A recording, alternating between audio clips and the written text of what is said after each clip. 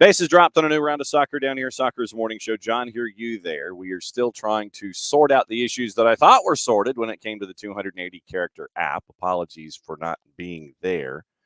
And we'll see if we can get that squared away because paid some money yesterday. And we'll see if they come around to our way of cashing in. So we'll see what happens. John, hear you there. And it's a busy morning. It's a Tuesday, so it's Tuesday Thoughts. Anything that is on your mind that we left on the table yesterday, you can bring that in. We're going to spend a lot of time this morning in the NPSL. NPSL playoffs are happening starting off here in the midweek. It's Wednesday, Saturday, and the sprint continues. And we're going to be catching up with Carlos Rubio from Hickory FC. Then we're going to be catching up with Brett Teach, the head coach at Columbus United. They're playing each other in the first round of the playoffs. That is on tomorrow in Hickory. And Columbus United is about to hop on the bus, and they're supposed to be heading to Lenore-Rhine today. And so we're catching up with Coach Teach. We're catching up with Coach Rubio day before everything. And we'll catch up with them and see what's going on. 10 o'clock Eastern time, we're going to catch up with our friends at Duluth FC. Might have a special guest to discuss what's going on in the playoffs in the Midwest. But we'll be drifting in and out of the NPSL. There's a lot of news to get into this morning, news out of Miami involving passing the buck and the blame to what happened at Miami Gardens. And also it is the activity going on in Major League Soccer, news out of Real Salt Lake yesterday.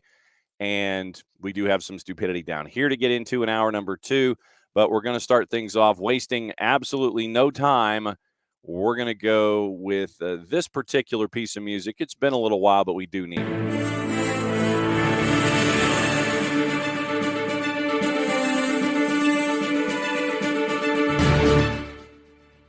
Garrett Southgate has decided he's done. Happened before we woke up this morning, our time. And he says he stepped down because he's admitted it's time for a new chapter. Football Association Chief Executive Mark Bullingham confirmed that the search for Southgate's successor is now underway. Eddie Howe among the front runners, Graham Potter, Lee Carsley, Mauricio Pochettino, Thomas Tuchel.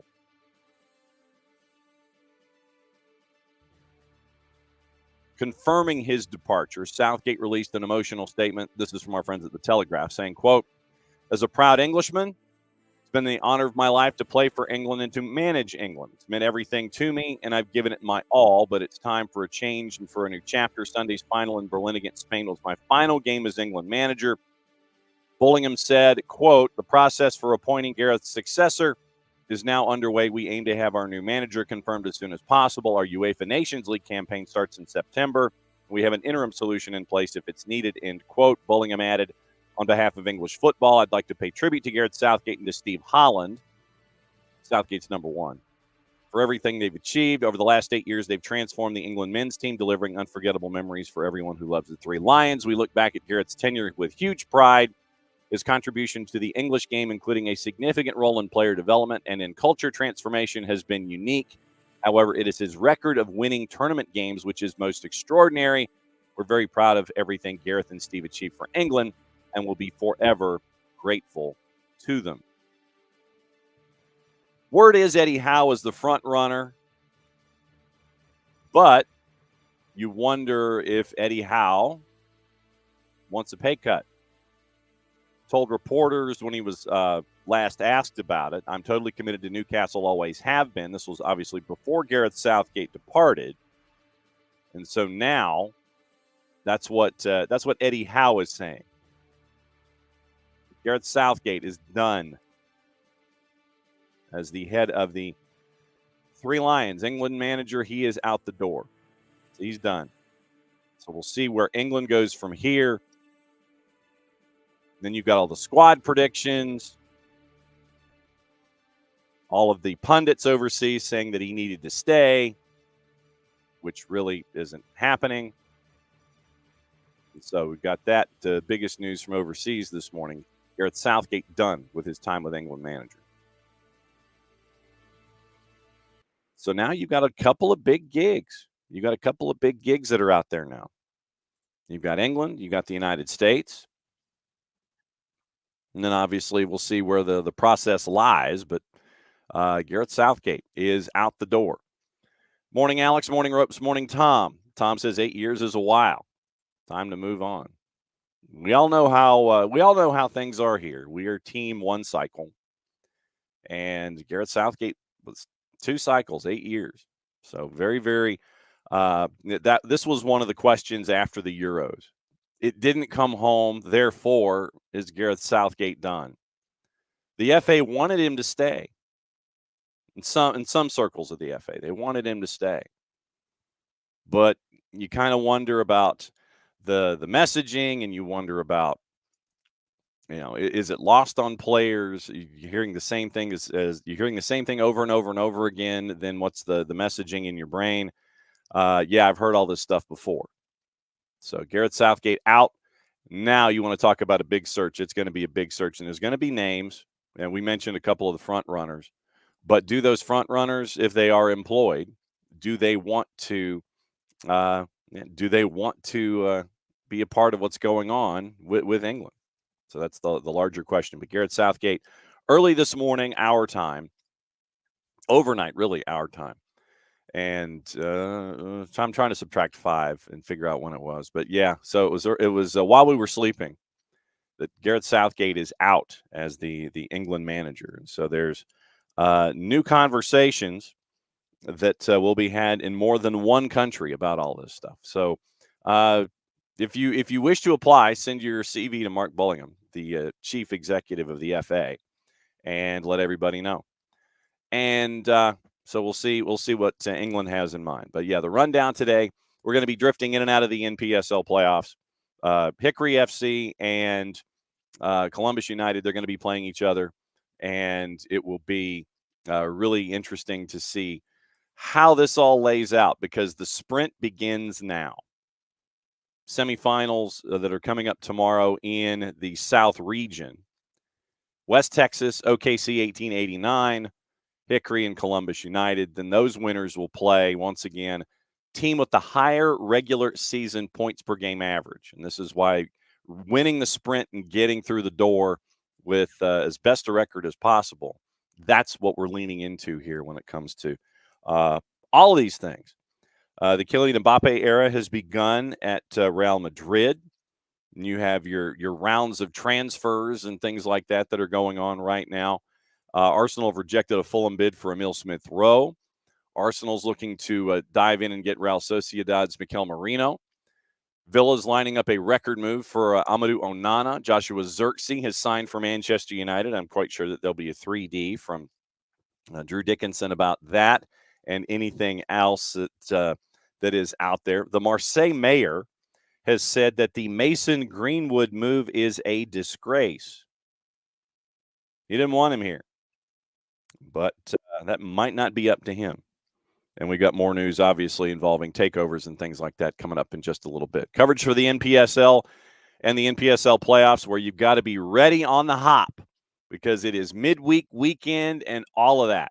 And so our first stop this morning of the playoffs here in this particular part of the world, we head to North Carolina and catch up with the head coach of Hickory FC. You keep winning, and you keep showing up here on the show, Carlos. Head coach Carlos Rubio, Hickory FC. Good morning. Good morning. We do it just to be on the show and speak with you every day. So I love how you think. It's like, all right, we win, we know what's going to happen. yes. All right, so break down what happened last weekend for us all. Now that you ain't done, so what happened last weekend to make sure that your season was not finished? Yeah, just a fantastic game, a really good environment, and just another. I keep using the same word over and over again. Another fantastic night for the whole community. Obviously, Up is in Boone, an hour from us, so a lot of our fans were able to travel and be there with us. They have a fantastic support as well, so it was an amazing night, and we were really proud that we were able to cap it off with a championship. So yeah, yes, an incredible evening. Do you ever have a pinch me moment when you're out there? I mean, while the game's going on, or do you have to wait until it's over before you sit there and you pinch yourself and go, man, we've had a really good run this year? No, actually, doesn't normally hit me until after the game, like you said. But this game right before kickoff, myself and the coaching staff, we were working across the field, and we walked past both set of fans. So the home fan just full on yellow and black, and then we go into our fan section, all red, and that's when it hit me like this is this is incredible.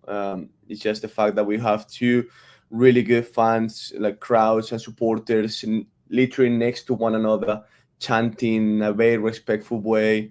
Um, it's just fantastic. You could even coach how loud it was. So that's when it hit me. As soon as the whistle went, and it was game mode. But before that first whistle, we were in the moon. When you look back, I mean, this season is a sprint. I mean, it literally is a sprint when you start the NPSL season and you're chasing after a national championship. How difficult is it knowing that you've got to accomplish a lot in the regular season in a very short period of time? You've got to win a lot of games so you can have that points per game average, so you can host as many matches as possible in the playoffs.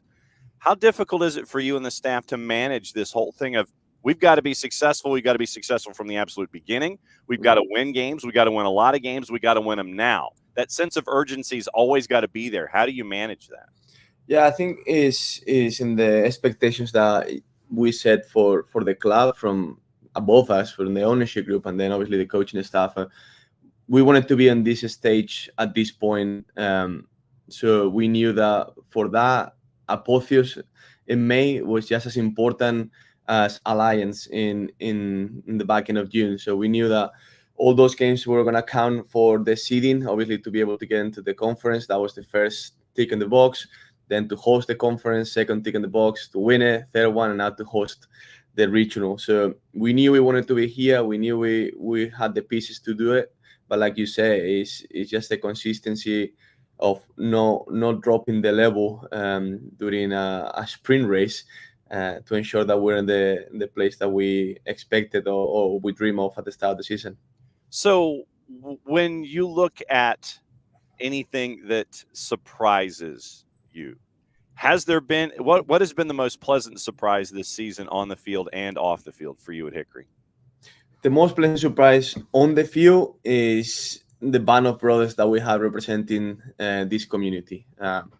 Obviously, as you know, they all come from different environments, different coaching staff, different backgrounds, schools, divisions. And I've played this league, and you cover for a long time, so you know it's difficult to get into buy into a team culture that represents them all quickly, and to fight and win for one another. And that was our message from the start, that we need to differentiate ourselves from other teams in the fact that we fight and win for one another, and not just as individuals. So that's the thing that I've been most proud of, because it happened from day one, and up until today I still say that there is a band of brothers in that locker room that are willing to do whatever it takes for one another. And when you do that, then good things happen. And then off the field is just the level of support that we've got from the community. Obviously, we knew that the community was eager to have this club emerge, but it's just the other day when we went to Alliance, which is like almost a 4-hour drive, we have 50 fans show up there. The other day we went to Boone, and it felt like we were playing at home. And it's just the relentless support that they've shown us throughout the whole season. That's what I've been most proud of. Have there been any players? What we like to do at points when we talk about things at the high school level or in the college level, are there any players there? We always like to say, make that young athlete an offer, because for whatever reason they're overlooked. They could be too small, and yes, I'm using air quotes for those that are just listening to the show. They could be too small They could be, too slow. They Mhm. could be whatever, too whatever, and they're not getting the looks that you think that they should be getting. They should be playing at a higher level when it comes to college. They should be playing at a different level. They should be really getting a lot more looks to be playing at the next level. Is there anyone on your roster this year there at Hickory that checks that box where you sit there and you go, man, I don't know why they're only playing at X place, because they deserve to be playing at a place that means more recognition for them? Yeah, I mean there is one player that, as you were talking, just came directly to my mind, and we have plenty of those boys that could be playing at a really good level, but we're glad to be part of their journey now. But Camilo Salazar, one of our wingers, he's a small little man, this tiny, skinny, probably like you say earlier when you describe a athlete. You probably wouldn't tick that box, but he he just overcomes all that maybe physical disadvantage with his heart, his passion, his desire to win challenges. Obviously, technically he's brilliant, a fantastic soccer player, but he's the one that I've been more surprised of because again, you wouldn't put him into the box that you was describing earlier, that perfect athlete, if you want to call it that way, but he surprised us. He was going the other day, obviously, up at a team that is very athletic, very strong. They tried to dominate that part of the game, and Camilo didn't look out of place. He was able to match up and come out on the better side in pretty much every challenge. So yeah, he'll be the one that will be part of the When you overlook.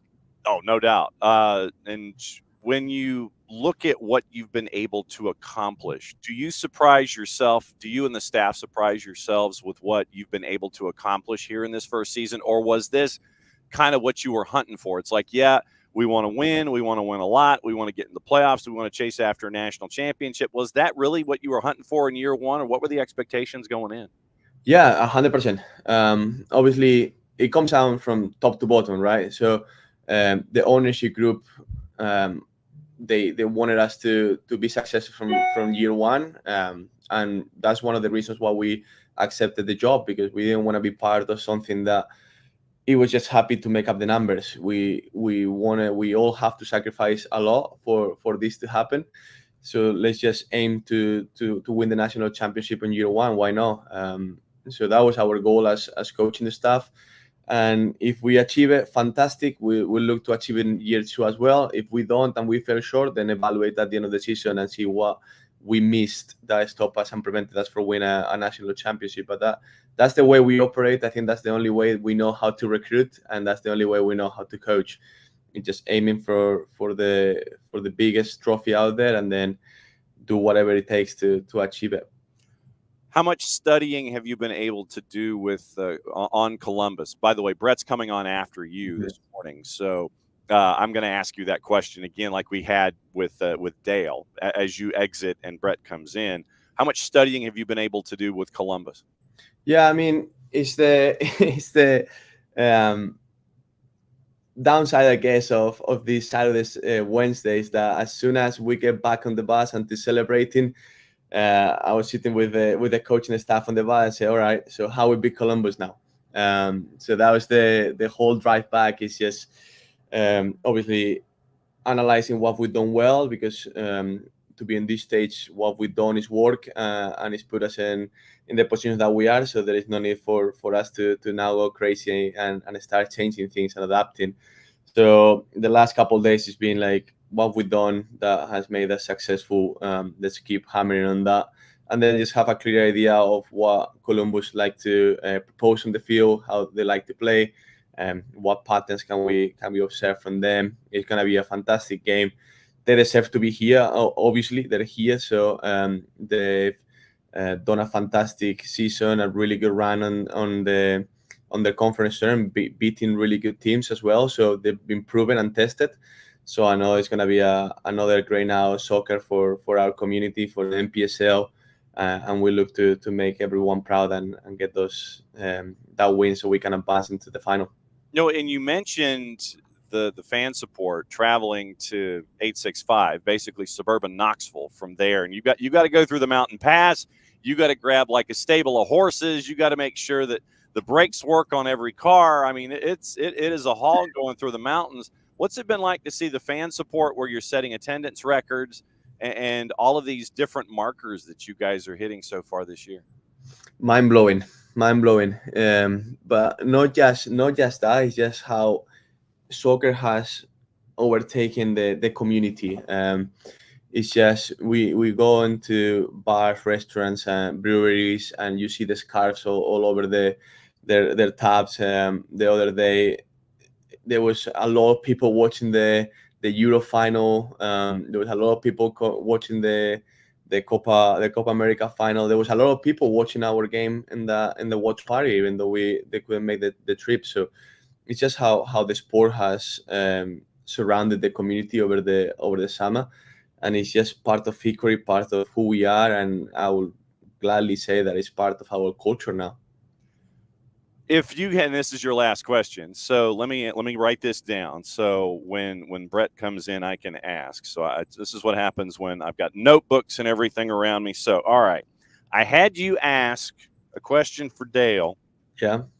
And so now that you're in the playoffs, I'm going to continue this trend that we have.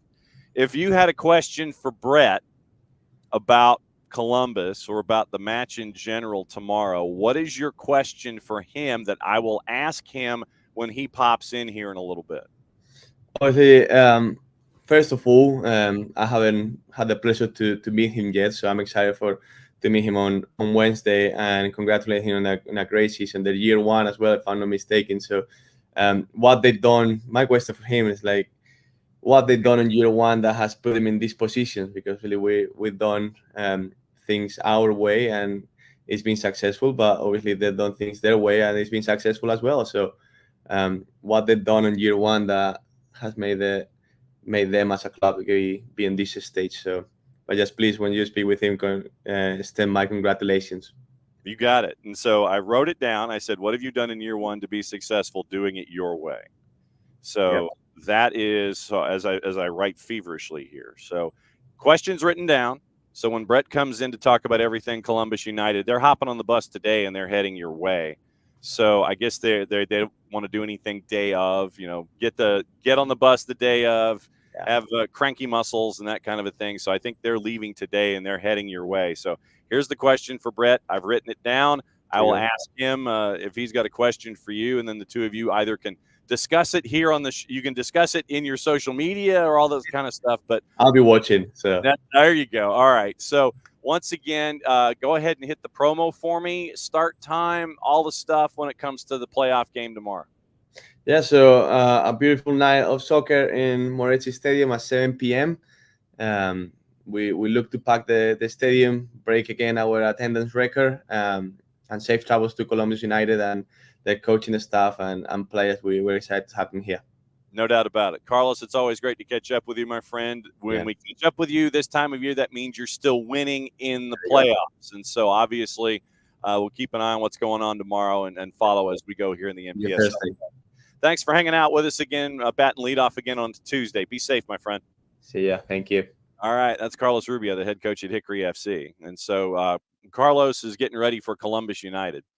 And Columbus United, they ran through their conference and they've made it through. And so they are going to be hitting the bus today. And we caught up with Brett when they were just starting as an organization. When Brett had been named, we got into the ideas, and we'll go and revisit some of those talking points.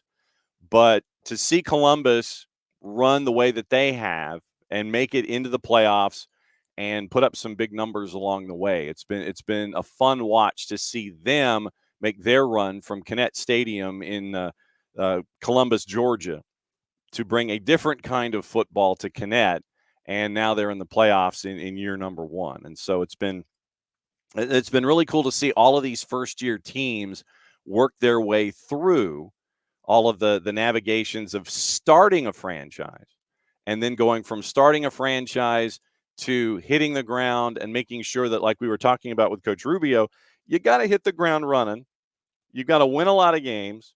You've got to make sure that everything is all locked in place and confident in your approach, confident with your player pool, and make sure that you can navigate your division the first time through. What we've seen with first-year clubs. And you're seeing it in the NPSL this year.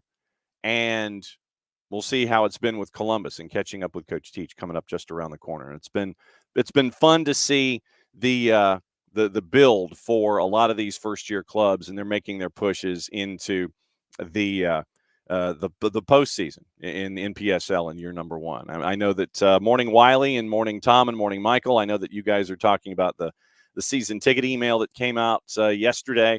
We'll go over that in hour number 2 as well.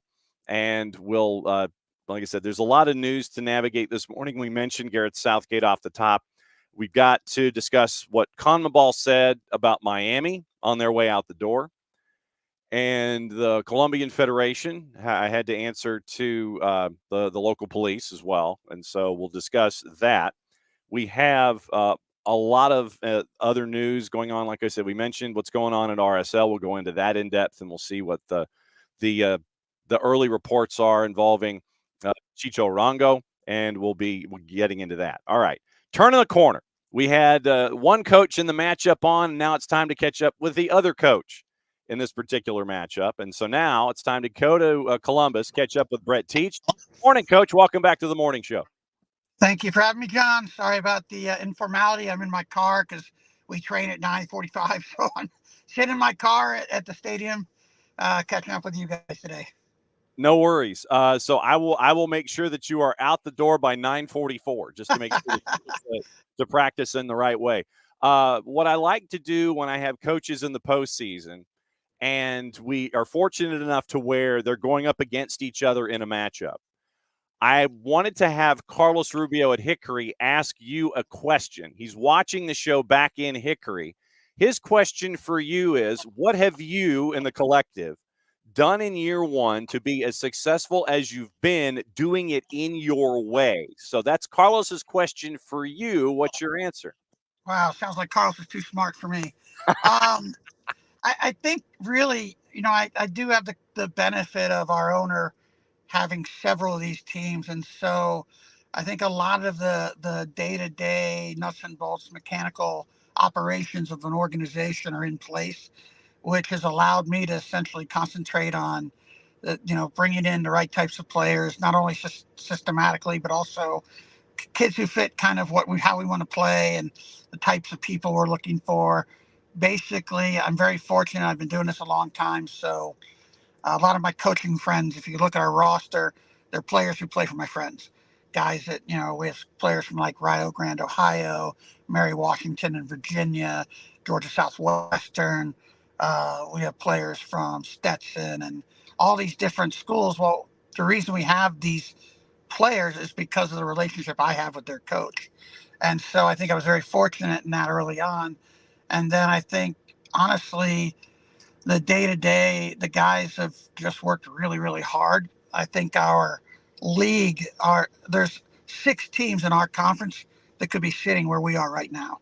We played 13 games so far, and every one has been a very difficult match. There are no blowouts in our division. Every game is 1-1, 2-1, 3-2, 3-1. And it's because, the 4 teams that are in our division, New Orleans, ourselves, Tallahassee, and Pensacola, all were this year very good. And so, the old term iron sharpens iron. I think as the year went on and on, in order just to survive in these games, you had to grow exponentially during the season.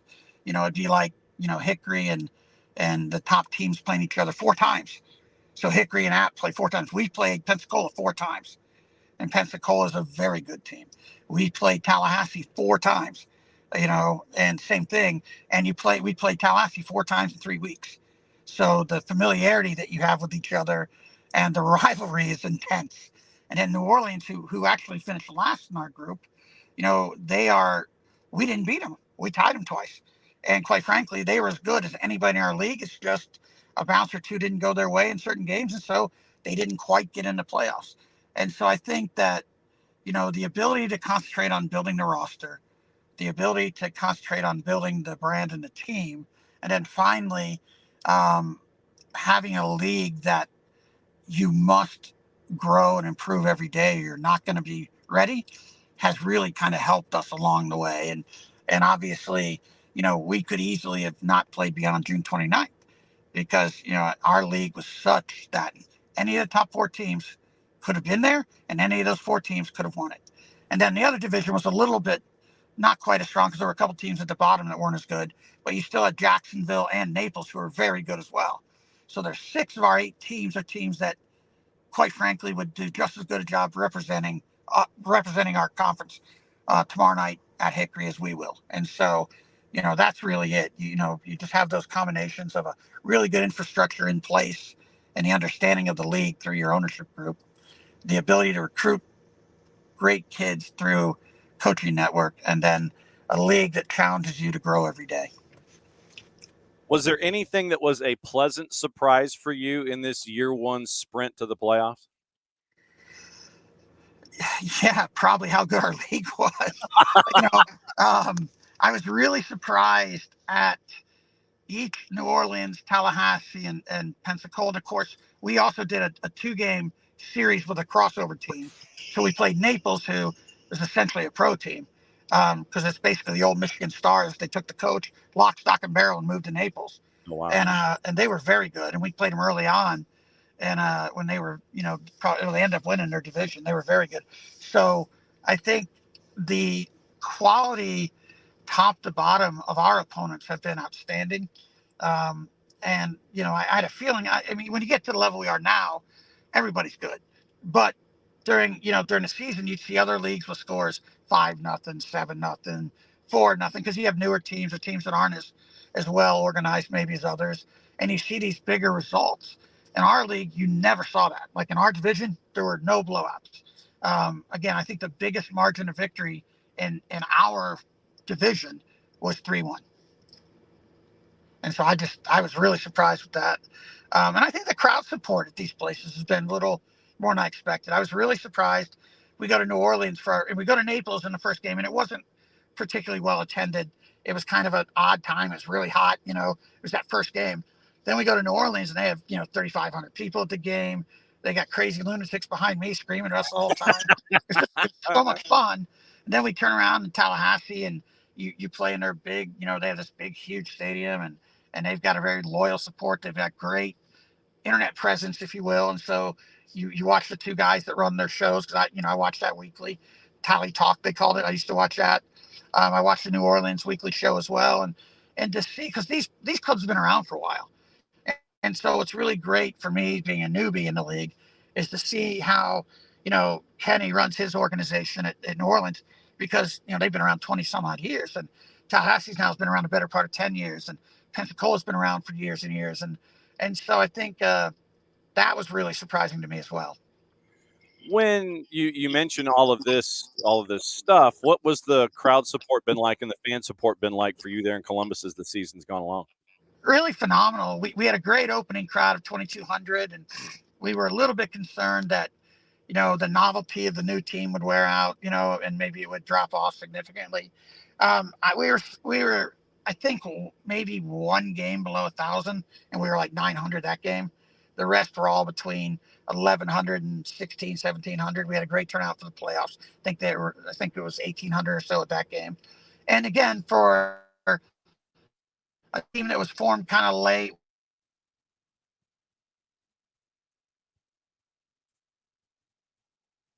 And he's like there in the car and everything. Man, I'm guessing that Brett got a phone call, because that's how sometimes this works, is that sometimes you'll get a phone call like in mid-conversation and you'll get bumped off your line.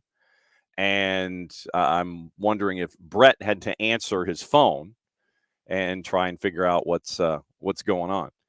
So yeah, we'll keep Brett. We'll keep Brett's lineup for another couple of minutes, because I have to ask him his question about what his question is going to be for Carlos Rubio here coming up in just a little bit. But once again, just to kind of get the lay of the land, they're going to practice, and Columbus United, they were the 4 in the Gulf. Can you hear me again? There you go, Brett. I guess you got a phone call. I Did you think get a I've phone? lost you. I got you. You're good. You can hear me? Yeah, you're good. I can hear you. Okay. Yeah, I can't hear you at all. Oh, wow. You want me to try to call back in real quick? Yes, call back in real quick. Do that. Yes. All right, so Brett's going to duck out and duck back in.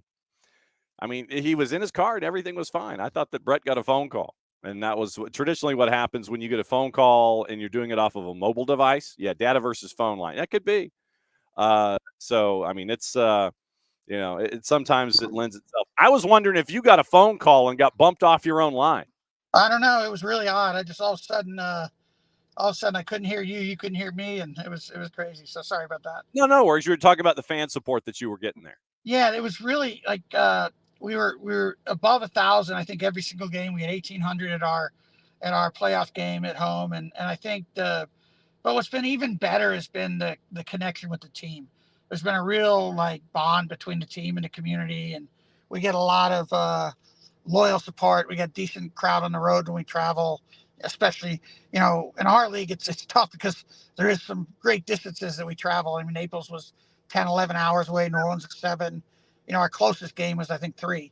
So, but we still got support in those types of games, and so I think we're fortunate with that. And then we're beginning to get a bit of an online presence with our teams as well. So 2-minute warning with you because I want to get you out of your car by 9:44 for a 9:45 perfect. practice. How much studying have you done on Hickory, or is it just kind of focusing on yourself because this is rinse and repeat right now with midweek weekend? Yeah, it's a little bit of both. I mean, obviously you're going to do your homework. You're going to watch them play. You're going to, talk to coaches who've seen them or whatever, and try to get a feel for what they are. But, my philosophical approach is always, it is about the group you can control. And so we'll go in and we'll do our best to get control of the game and play. I realize, you got to know who their danger guys are. You have to know their style of play. And obviously I know Lenore Ryan really well. I used to be in that league when I was at Tusculum. I think we won the 2009 championship there, or we knocked them off anyway, and they're a great program. And so, I'm familiar with the school, familiar with Hickory, but, you get to know them, and they're very good. They're fun to watch. They're good on the ball. They've got a lot of guys that I think express themselves well in the final third. So it'll be a difficult task, but again, every game now is going to be difficult. There's not going to be one you just, this is easy. They're very good, and you don't beat a team like Appalachian, and you don't knock Apotheos out the game before if you're not good. All right. I know those coaches really well, so I know their teams are prepped. No doubt. And John Mercado and Dale Parker and Carlos, they knock each other around for an entire season in that conference. All right. So since Carlos asked you your question, if you had a question for Carlos Rubio and Hickory FC, what would it be? And they can answer when you guys shake hands when you hit the ground up there at Lenore Ryan. Mine would be very similar kind of in nature to him.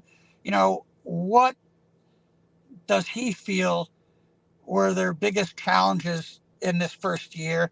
And for year 2, what steps do they feel like they could make as an organization to grow their brand, to grow their market share, if you will, and to improve the overall process that they have? I mean, because again, we're in that stage as well. We're collecting data, looking at information, and really trying to increase our success rate with our fans, with our group. And so, I think on the field, I mean, Carlos obviously is a great coach. There's no, I think on the field, I think we're all well versed in how that goes. I really think that, what's interesting about the NPSL is as coaches, we are involved directly in the growth of our organizations. I think we have a responsibility, and I would love to know kind of from his perspective, kind of what would be his thoughts for year 2, areas they could improve and areas that, maybe I haven't thought about. All good. All right, 9:45. Go to practice. Perfect. Thanks, John. All right, be good. Brett Teach, the head coach at Columbus United. He's heading to practice. Literally, he's stepping out of his car, and he's going to practice. And so thanks to Brett for joining us before he hit practice, and I guess they got warm-ups and everything. And so 9:45 to 10, I guess they're warming up. 10 o'clock, they got practice. That's one of your matchups in the NPSL playoffs tomorrow. It's at Hickory, and it is in the South region. And you're looking at the playoff structure, and obviously come top of the hour, we're going to get into more of your playoffs as well and let you know what's happening at Duluth FC, and that means that we're going to maybe, possibly, probably have a very special guest to discuss what's going on. So you've got the regional playoffs that are going on, and it's midweek weekend for most of it. Like out west, it's stuff this weekend. Midwest region is midweek weekend, and that's what we'll get into at the top of the hour with our special guest from Duluth FC. South region, once again, semifinals tomorrow. West Texas from the Lone Star and OKC 1889. Then it's Hickory and Columbus United. The match is going to be at West Texas on the other side. And then you hope that your points per game average keeps you at home. Otherwise, you're hitting a bus and you're traveling for your next one. East region tomorrow, FC Motown and Virginia Dream. Virginia Dream has like Bill Hamid and a couple of other players from Major League Soccer. So FC Motown and Virginia Dream, that's going to be an interesting one looking at those two rosters. Westchester United, Keystone West, and New York Shockers out of the North Atlantic. And once again, those two play on the 20th after midweek and weekend. So that's what you're staring at with the East and the South. We're going to talk Midwest coming up at the top of the hour. West region, El Farolito out of the Golden Gate is going to take on FC Arizona, and that one is on the weekend. That one is on Saturday. So Wednesday, Saturday, or in the case of the West, it's just Saturday. Okay. I know that a lot of you have been talking amongst yourselves about stuff, but what I'm going to do is I'm going to say hi to everybody. Morning, Alex. Morning, Ropes. Morning, Tom. Morning, Emilio. Morning, Michael Head. And morning, Wiley. Morning, Rich. Let's see. Morning, Tom. Let's see. Morning, Kefsey. And let's see. I think I've got everybody. So that's the good mornings. Morning, Rich. And so yesterday, I know that a lot of you are discussing what the release was about the season ticket pricing. Just for those that may not know, it is a first of its kind program. A ticket sellback program is going to launch next year. First of its kind program designed to give fans the opportunity to return tickets to matches they're unable to attend in return for credit toward their 26 balance. 25 season ticket packages, 18 matches, 17 regular season, and 1 Leagues Cup group stage match. And then you can go to your season ticket member hub and find out more information. The quote from Garth: constantly listening and responding to our fans in an effort to increase the value of being a season ticket member, and a common theme we've heard is how different their lives are from 9 years ago when they placed a deposit to become a founding member. We believe giving our members the opportunity to sell us back tickets to the matches they can't attend will ensure that both our game experience and our member experience align while bolstering the long list of benefits they receive for being part of the most passionate fan base in the league. While club season tickets remain sold out, existing waitlist members can expect to receive options for the 25 season, with some packages starting for as little as $34. New fans looking to join the waitlist program can join for $50 per account, and you go to Atlanta United's website for that. So season ticket members, access to the following: free away match tickets.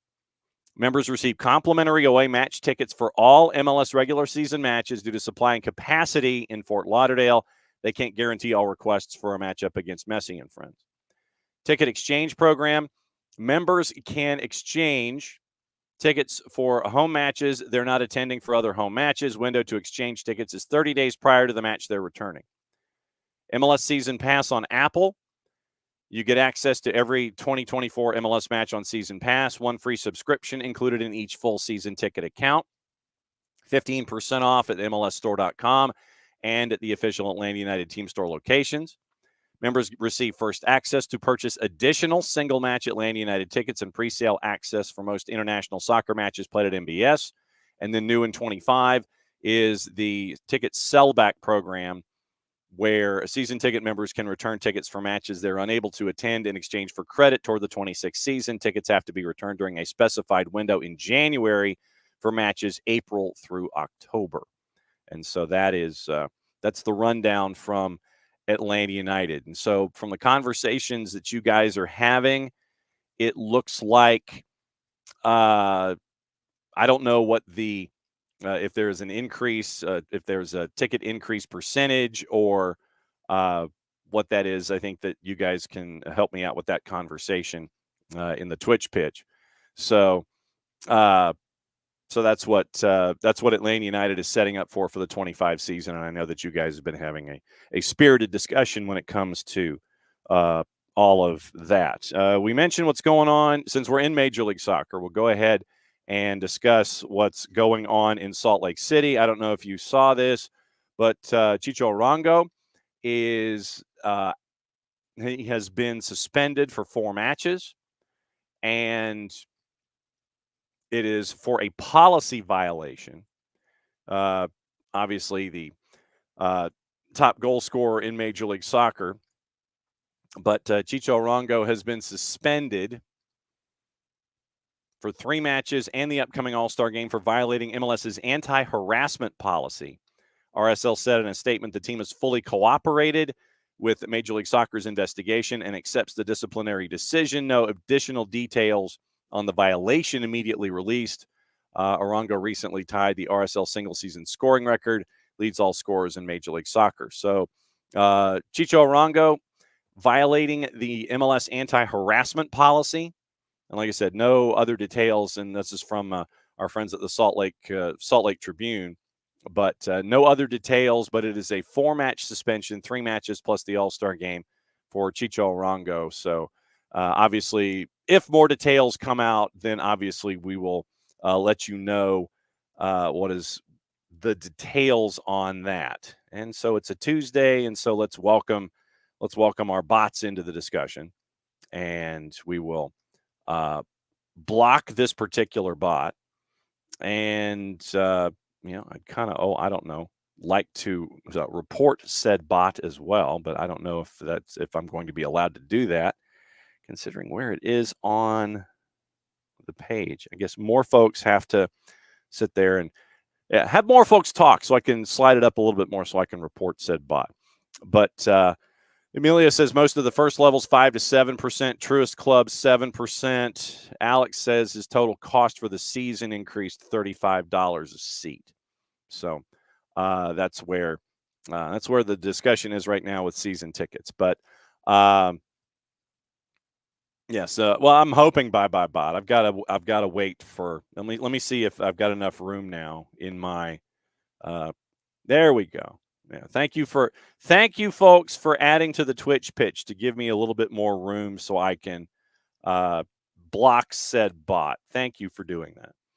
9:53. Nothing like live radio reporting bots on Twitch, right? All right, report's been submitted, so blocked and reported. Thank y'all very, very much. I love it when we all can work together to make sure that there are no more bots, or at least less damn bots in the system. How about that? So.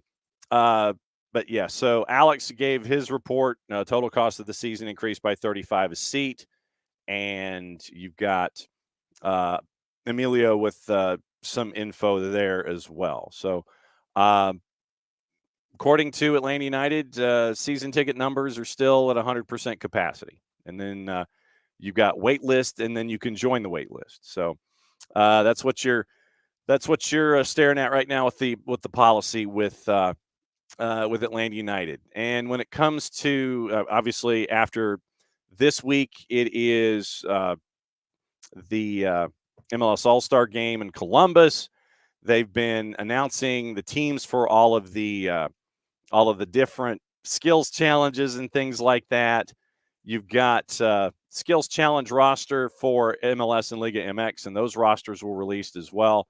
Acosta, Alba, Bernardeschi, Busquets, Berkey, Evander, Gald, Cucho, Martin Peiss, Ricky Puig, Sasha Kljestan, and a really cool element that has been added is that you get Liga MX Femenil stars. Diana Ordonez, or you get NWSL stars. Diana Ordonez from Houston Dash was added to the MLS All-Star group. Liga MX All-Stars for the Skills Challenge. Alvarado Bruneta Canales from Monterrey. Jonah Dos Santos from Club America. Guardado from León. Huerta, Malagon, Kevin Mir from Cruz Azul. Piovi, Solomon Rondon from Pachuca. Luis Hernandez, and Alicia Cervantes from Liga MX Femenil Guadalajara.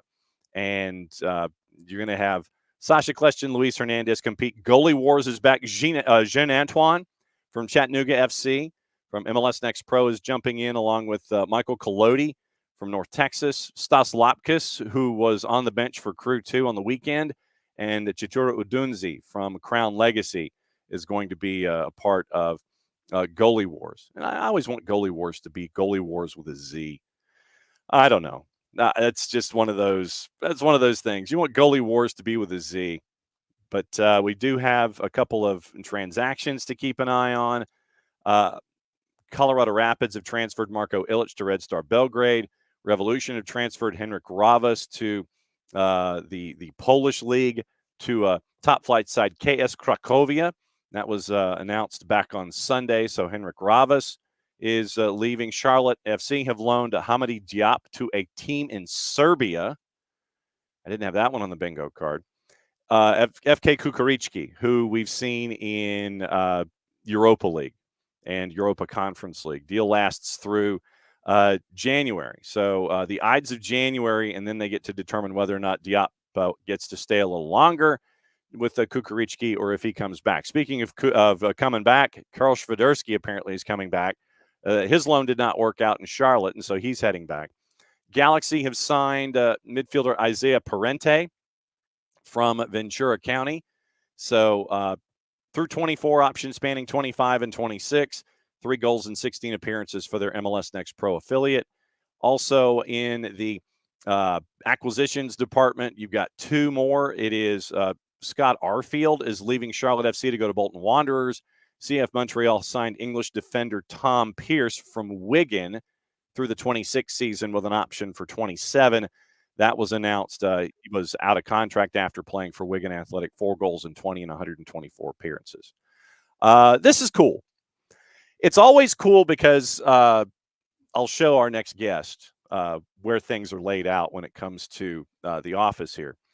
But when we get the chance to talk about Duluth FC, we have these unique crossovers. And it's always fun to catch up with this particular crossover because he's a globetrotter. He's a world traveler. And he's kind of won some things. And so when we had the chance to talk Duluth FC, here's how this worked out yesterday. I saw that Duluth FC had made the playoffs in the NPSL. And I'm like, ooh, idea. And so I fire off an email, not knowing where on the planet this particular individual is. And he's like, oh, I'm home. Yeah, come and crash. And so we bring in Mogul, John Schuster. What's going on, dude? It's been too long. Welcome back. Mogul. I don't know about Mogul. That's being awfully generous. Good to see you, man. All right. So here now, once again, full disclosure, this is always here, right here with the office, right there. It's always off of my shoulder. And I always have the Duluth FC scarf right there. And then I'm going to extend my cord here. And the other part of our equation that you graciously sent to Office HD is in here. And I don't know if that looks familiar to you or not. The Team USA scarf. That is here in the back as well. So you are well represented, my friend, when it comes to Office HD and everything that goes on here with SDH. How are you? Oh, it's I'm good. Life's a whirlwind, man. Oh, my kids are crazy into sports, so yeah. Well, and I mean, when you have to balance your professional life with your mogul and training life and Duluth FC, and what's it been like to see Duluth make the playoffs with all of the chaos that's going on in the life of John Schuster these days? it's pretty special because last year, and I was on the show kind of at the beginning, but we won the North Conference regular season and had an undefeated season, and we're ranked, I think, points per game #1 in the country heading into the playoffs. And so, and then we had the most chaotic second round game playing against our to win the North playoffs. I mean, 18 cards, and we had 3 guys sent off with red, and we still almost won that bad boy. But we had a lot of our players who felt, like there was unfinished business, and we got a big core of our team back this year. And this year didn't go quite as smoothly through the regular season. We definitely had some hiccups along the way. But just like any good team, adversity only builds character, and our team came and had put a game plan together to beat a Dakota Fusion team who also had played this entire season, unbeaten. I think we drew with them one time and they had 2 other draws, but and we went in there and got a 1-0 win, and off to Des Moines we go tomorrow. What's it been like for you to see Duluth FC continue to build and grow and be the presence there in the community that it is? Yeah, it's been incredible, to be honest, because up here in the North in soccer, it's the Minnesota United, and then you get down a little, and you got Fighting Kansas City, and I think there's a lot of very there's a lot of highest level soccer fandom, but when we're playing around the NPSL North, other clubs are looking, they're hoping to get 100 people at games, maybe a couple hundred people. And this year, I think at our last 2 games, we had 830 and 820. So to see that growth and that amount of excitement around the sport of soccer up here, which we've, never seen, and to see that then extending to youth levels. Last year, my wife and some parents and coaches started our travel program within our community, which we have 35,000 people, and we had 3 teams and 39 kids. And this year, we had 9 teams and 140 kids. And in our fall program, we have like 260 playing. So, to see, and a lot of that has to do with UWS soccer, which is a Division III mainstay up here. And for Duluth FC to then, our guys are being very much members of the community, doing a lot of, helping out with coaching with our youth programs, not just with Superior, but our other youth programs. And I think that's allowed them to be embraced and bringing people to games. And when people come to a game, I don't think they're expecting to see what they see. And, the NPSL, the level of soccer is no joke there. And there are guys, that can play. You put them on a pitch with an MLS club, and the MLS club might have the ball a lot of the time, but it's not going to be as lopsided as people would expect. What have you learned about yourself as someone who might follow the sport of soccer a little more, obviously with Minnesota United, and so we need to get you to. I forgot to bring you in for the Minnesota United preview this year. When it comes to how'd that game go? I forget. Of course you did. Yeah, I wonder. There's one of my soccer players. There it is. Who's this? This is Logan. This guy right here has the biggest 8-year-old foot probably in northern Minnesota. Mm-hmm. Yeah, you had a few goals this year, didn't you, buddy? I only had like 20. I only had like 20. He said, okay, get out of here. He actually, this kid, I kid you not, had 3 Olympicos this year. Seriously? As an 8-year-old. And his last one was a left footer in swinger. He's not a left footer. Nothing wrong with being a left Sign footer. him up. Yeah. Sign him up. That's tremendous. Oh my gosh, yeah. What have you learned about yourself as both an athlete and as an owner and an investor in something like this? As something that grows, I know we talk about terrible twos and wanting to avoid those kinds of things, whether we're talking about family or business. But what have you been able to learn about yourself with all this? I think I've kind of learned, and it's reinforced the importance of your surrounding cast. And that's the one thing coming in here. All right, Logan, buddy. Yeah. After I'm off 20 minutes, buddy. And I make pancakes. That's the balance thing. And that's the living at home, working at home, and coming on a podcast at 9 when you eat breakfast. It's all good. But really it's having a great supporting cast, and that's where curling teams are not that different from business entities. And that's where, when I go out and speak to businesses, sometimes I feel like a fraud because, I'm 41 years old and the extent of my working life was, a year in restaurant management. And now it's, being a owner of a tier 1 or tier 2 soccer team. But having those pieces in place and making sure people have defined roles, that's where we get our 800 fans at games and we turn our stadium, which is a high school football stadium, into Duluth FC's home stadium. And if you look at, the aesthetics is that the scoreboard has, a giant sponsor logo of Aspire St. Luke's on it, along with Duluth FC logos. And we have Duluth FC flags, and you walk in there and you feel like you're walking into our own stadium. And to set up that stadium at the beginning was, the first game here, I was like, oh my gosh, what's this going to take? But, you have the right staff in there. And I feel like the last 3 or 4 home games this year, it was like a 25-minute process where you think it should be a 2-hour process to turn it into your own. So, having those pieces and having those important pieces. We have a coach who's, if he didn't love our community and our town, I imagine could go much, much higher in soccer coaching because what he gets out of players and the way he builds teams. So yeah, it's really just reinforced that your supporting cast and defined roles within that cast and holding people accountable to those things can lead to, smoothness and success. And, I try nothing other than, I tell, I have 3 players living at my house because we're a host family as well for our players because they all get host families. Yeah. And my goal being for these guys coming in here and our coach's goal for these guys coming in here is to give them a summer to focus completely on soccer and not have another care in the world. We don't want to have them worry about, how they're going to buy their next meal or, how they're going to get to the game. We have, between people using cars and guys bringing cars and we arrange it so they can come here and focus on soccer. And I think it's that singular focus on soccer where we've had players that have gotten extreme development in the game. What's it like billeting your players? Because, I would imagine that power bill, food bill, laundry, those are all adventures that you get to fill out this time of year. What's it like being a host? Yeah, I don't. I try not to look at that too much.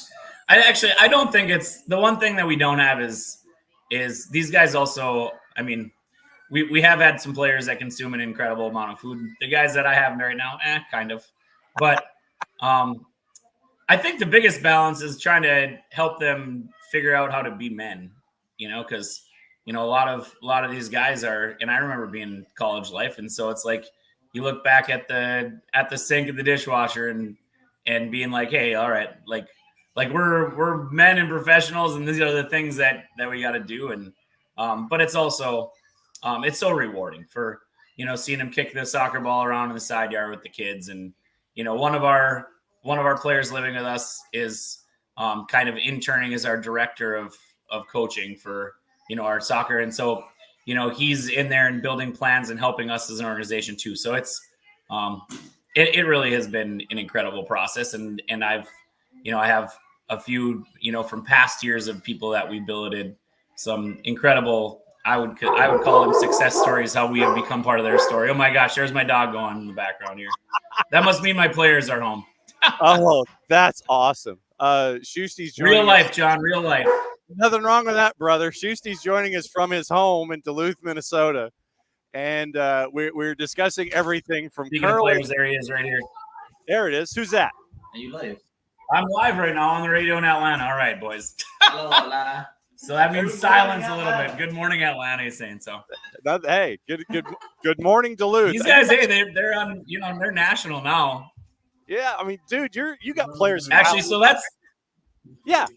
That's actually kind of the crazy thing that's happening right now is that with this playoff thing we got going on is that we're going to Des Moines today. The game's tomorrow. If we win that game, we got to be in Pittsburgh on Saturday. So to make that financially feasible, so like the last couple of days for me, it's been like trying to figure out. My goodness, they're loud back there. Breaking stuff for me is it's really been trying to figure out like how to make it where we can. Not be coming straight off of a bus, straight off of a plane, trying to play a playoff soccer game, and then to also make it, where we're not going to put our, club in into, you know, financial peril. So it's like that balance. And so I've spent since we won on Saturday night, trying to figure out how, you know, to make that work, which is the life of a lower level soccer team. The life and level of a mogul in training. John Schuster hanging out with us this morning. So I do that too once in a while. Well, and so then let me ask, how many hours did you spend at a desk in your office away from the kitchen and the traffic and the dogs and the billets to try to figure out, okay, if we do this, if we do this, how much of a challenge is it for you to sit down to make ends meet to where you're not spending Duluth FC into a hole you can't get out of? Yeah, no, it's I probably in the last 2 days probably have 6 or 8 hours kind of into that. And it's funny that you think I have a desk in an office, but yeah. But the one thing that I do have going for me is that I've done so much of my own travel booking that I could probably go to a travel agency and do whatever kind of test it is. I could be a travel agent. So, but as far as like finding like, okay, like, you know what, hotels, like look at distance and cost analysis and all that kind of stuff too. So, I probably spent 6 or 8 hours. And actually after I get off this thing today, I got to call our bus company that we partner with and talk about the options as to whether we're going to go to Des Moines and have them, when we win, drop us off in Minneapolis and we're going to fly from Minneapolis to Pittsburgh, or if we're going to take the bus and go straight from Des Moines over to Pittsburgh and then come back on Sunday with the same bus. So we got to kind of do that. Wow, man. As that happens too. So yeah, that's my next move. Is I got a little bit more work left, even though these guys leave at 5 o'clock today. Wow. When you get to have meetings with the players, how much wisdom do you impart with them, or do you leave that to the coaches, or do they come to you and sit there and go, I know you've been in big situations before where you're representing your country and things like that. Do you get to have individual conversations? Do they come to you and want to pick your brain about how to handle big situations? I don't force probably my knowledge upon necessarily anybody, but I have recognized, over the last couple of years, if, for instance, this last game, we had a player, actually one of them living with us, that has kind of had what seemed to be kind of a major injury and got back to the point where he could, train and maybe contribute, but definitely wasn't going to be able to play 90 minutes for us. But he has a skill set that nobody else on our team has. Right. And the coach had to have a call with another player on our team who worked his butt off all year, contributed all year, but he was going to find himself outside of the 18 at our conference championship game. And he had to make that phone call. He called me and said, hey, just so you know, like I have this phone call to make and I'm not looking forward to it. And for me, being able to be a sounding board for our coach when, difficult decisions, like our curling team this last year had a 5-man team, and our guy who was our alternate on our team was just too valuable to keep off of the ice. And we had to have those conversations within our team to, people that didn't necessarily do anything wrong. They did everything right. And you have to, make those personnel decisions to give yourself yourself and your team the best chance to succeed. And I just kind of had to, I didn't have to, but he asked, just for me, to be a sounding board for a few minutes to, give him the courage and the whatever to make that phone call. And he, let me know it was going to be one of the toughest phone calls he made in his life. And, even for me to, go see the player, which I haven't yet, but, to thank him for the work. Because, the reason why our team's so successful is the effort that these guys put in every morning at training, because we train every single day, which is kind of sometimes a little bit different from a lot of other NPSL clubs where we're very, very professional. And yeah, so those are the things where I've now found that I'm being brought into a little bit more than I ever, was as just a host family, where I have that, connection and with all of the players, but then also can be a sounding board for our coach. I have nothing to do with personnel decisions or tactics or anything like that. But I have found that, if I do see something, even though I've never played a game of soccer in my life, other than the parents versus kids game last Monday that I played against my 11-year-old team, that I do actually, see the game in a way that's, somewhat valid to reaffirm, what a coach or somebody else has seen. Multiple medal winner, gold medal winner, John Schuster hanging out with us. Schusty on the gram, the IG, or the Insta, whatever the kids call it these days. And it's Schusty 2010 on the 280 character app. I'd be remiss if I didn't get a curling update. I know it might be a little difficult to curl right now because you'd be curling on water, which would make things a little difficult. But what's the latest with you in curling? What's the schedule, and when are you globetrotting? Yeah, it's starting August 26th. It's going to be a whirlwind. If that might even be an understatement. I think I'm home for an average of like 12 days a month from August through December. So, wow. But yeah, so we're actually going to Oslo, Norway to start our season this year. We actually used to usually have a camp like early August and then play maybe late August or beginning of September. And this year we kind of decided for our team to go over to Oslo and play in this tournament, but take a few extra days to kind of have a camp like leading into it over there. So starts in Oslo, and then I'm trying to think if I could even do this in order. I think we go Oslo, Cornwall, Ontario, Okotoks, Alberta.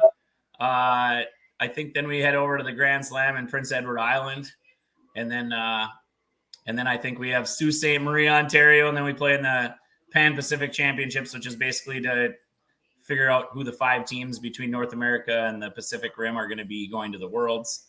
Then we go back to another Grand Slam, I think, which is over in Alberta, which is where the Pan Pacifics are. And then I think another Grand Slam, which is up in St. John's, Newfoundland. And then I think the team's going to Japan. I might take that one off because at some point, it's different when you got – but then we have like the Duluth Cash Spiel, and then it's Christmas. So I got all that travel to look forward to before Christmas. Well, but before all of that, Duluth FC travels to Des Moines to get into the playoffs, and you're taking on the number 2 seed. No, we're in them. This is the regional semifinals, man. It's the number 2 and the number 3 in the Midwest region. You're in the semifinal. You're the 3 seed going to Des Moines United to take on the 2 seed Des Moines United out of the Gateway. So you're leaving 5:00 this afternoon? I'm not. The team's leaving 5:00 this afternoon. I'm driving down tomorrow at noon. So, but yeah. And how many of the members of the family are going with you? I think it's just me and the wife because my kids both have baseball tomorrow night, and so my mom's going to come down here and shuttle them around. And it's myself and my wife and a couple other host people, and then actually our number 6 midfielder, who is this kid from Guatemala. If that kid doesn't get drafted when he's done with college and done with whatever, there's people don't watch soccer because he's an absolute dog. But his father actually traveled in from Guatemala to watch, and he's going to hop into our into the van and ride down there with us as well. So it should be kind of fun. I always really look forward to those, interactions with folks, especially people who are, tied to somebody close to us. And according to Andreas, his dad's English is like, just very, very basic. So I love trying to connect and having those challenging conversations with people of other speaking dialects and that kind of thing. So yeah, it should be a fun trip down there. All right. So then, since you've teased us, let us know who this player is so we can all sit there and watch Duluth and go, okay, make that kid an offer and get him to a better place. Who are you talking about here? His name is Andreas Solaris. And he's already been, kind of like picked out from like the Guatemalan national team. And he played at Christian Brothers down in Memphis. And he actually is transferring this year and for grad school and playing his final season at CSU Pueblo over in which is the 2-time runner-up to the Division II. So, which one of our center backs who played with us for the first half of this season and last season plays there as well. So, he's definitely somebody to watch, like moving into the future because he's got a bright future ahead of him. So, yep. So Duluth FC heading to Des Moines, number 3 versus number 2 in the regional semifinals. That is tomorrow. John Schuster, one of the busiest men on the planet. No chance. Oh, come on. Globetrotter. I'm a stay-at-home dad, man, that does some, soccer ownership on the side. I'm good. Dude, you're dealing with your family. You got to make sure that all of the youngins are in the right place at the right time. You've got to make sure that your team is in the right place at the right time. You got to make sure that the team is in the playoffs, that they're getting to Des Moines, that they're possibly getting to Pittsburgh, that you are and you got your winter tour coming up where you might be home sometime between now and 2025. Nah, you're not busy at all, man. Come on. Well, this is downtime. This is downtime. My wife is the busiest. I see. If my wife were to watch us and be like, "Yeah, you called him the busiest," no, she would be like, "Yeah, right, buddy. Look at my life and tell me he's busy." Oh goodness! And he's busted out he's got the peacock coffee mug and everything. He's ready to go. Oh yeah, it's Olympic season. It's Olympic season. It's coming up. So no doubt. So he's making sure that everybody knows that the Peacock is the place to be, watching everything in Paris. But we're watching things going on in Des Moines tomorrow. It's great to catch up with you, my friend. It's been entirely too long. And just be safe, get down to Des Moines, have a great match. And then as the MLS season continues and we get closer to you globetrotting perhaps, we'll see if we can track you down and we'll talk about Minnesota United. Anything else on your mind? And shoot, you want to come in and co-host, you can come in and co-host. It's all good. well, if we go out and put up a good performance and dominating performance tomorrow, I'm going to be begging to be back here on Friday because ain't no begging, brother. I'm not superstitious, but I'm a little stitious. Yeah, I was going to say, no, it's a ritual. It is not. It's not superstition. It's ritual, because if you have success and then you win and then you continue playing, let's say Friday, you want to come in once again, 10 o'clock hour, you can do that. All right. Well, we win Wednesday, and you can bank on me sending you an email and getting back in here on Friday. You got it, brother. Be safe, and great to catch up with you. Great to see you. And as always, as you well know, once again, Duluth FC here in Office HD. As always, great to see you, my friend. Thanks for having me on, John. All right. Wow. That's so cool to have him on. I mean, just to find out about the ownership thing and all of that, but just to see how things are growing. But you never know where your friendships and your relationships come from. And when I was explaining to folks about, that this might happen, that, you might have, John Schuster coming on the show, they're like, what, really? How? And so then you explain the whole Duluth FC thing and they're like, oh, I get it. But it's been fun to see, Schusty sit there and be a part of the birth of Duluth FC and kind of walk along with this with him. And so it's been fun to have him on the show occasionally and talk Minnesota United, where he can run a little smack and all that kind of stuff. So Duluth FC heading to Des Moines, regional semifinals. That is tomorrow. Teams leaving today after practice, I guess. Semifinal, Des Moines United FC out of the Gateway, number 3 seed Duluth FC out of the North. And so if they win, it's heading to Steel City FC on Saturday. So literally they win on Wednesday. They got to figure out, as John was saying, how to get from the Midwest to Pittsburgh and do that for the weekend. So he's got his homework, but it's always great to catch up with him and see what's going on in the multitasking life of John Schuster. So that's Schusty on Instagram, Schusty with 2 O's, STIE 2010, I think, on the 280 character app. So it's always fun to catch up with him. And yes, as always, if you win, you can come back. Even if you lose, you can come back. But it's always fun to catch up with him. Yeah, Rich, I saw that, and that was stupidity down here.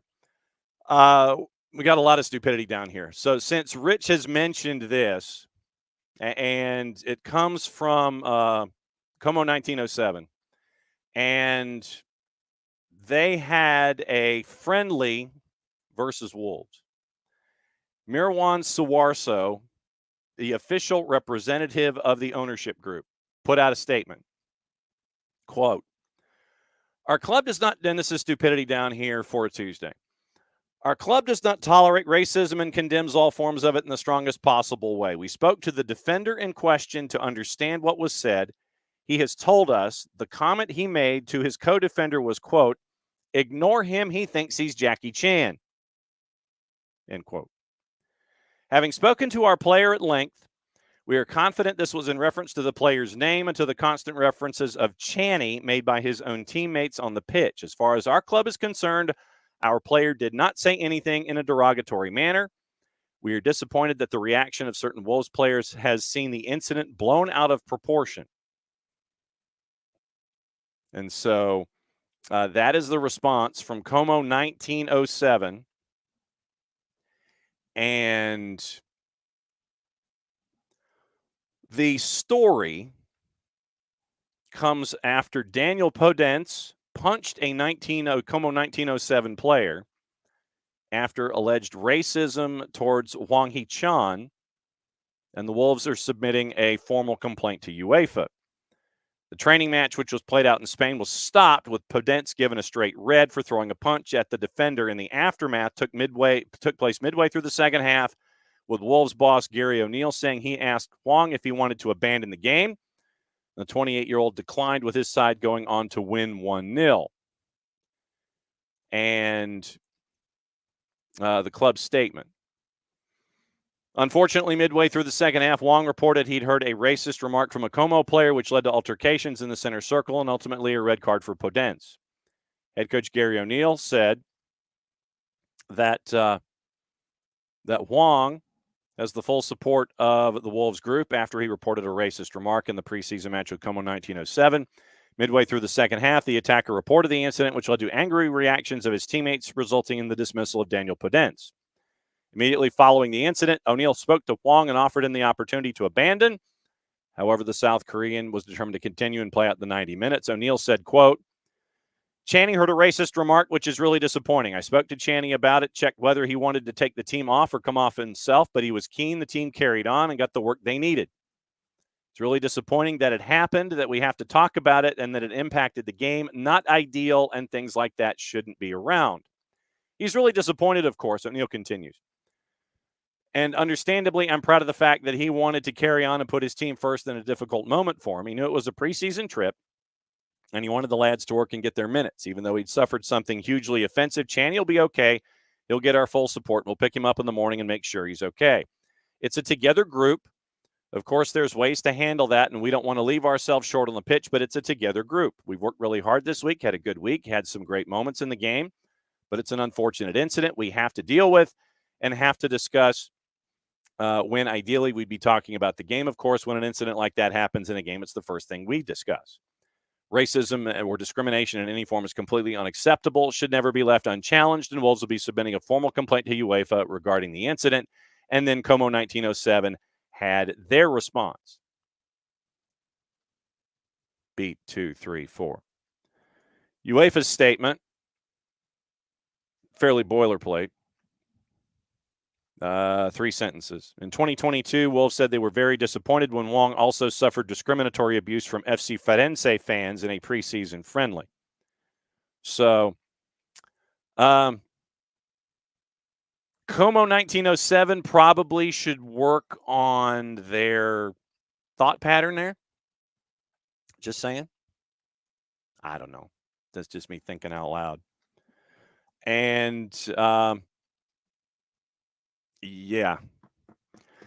That is when if you were to have a course on public relations and response and crisis management, this would be probably something that you would use in the class about how not to respond in a crisis management situation. That's probably not what Como 1907 needed to say. And I'm kind of holding back a little bit, obviously. But, yeah, that was the response from Como 1907 after what happened yesterday involving Wolves, Daniel Podence, and their winger Huang. So that was not how you needed to do things. This can be a situation where a crisis management class can learn from Como 1907. Unfortunately, Como 1907 decided to have that as a response. Sure. Speaking of crisis management and response,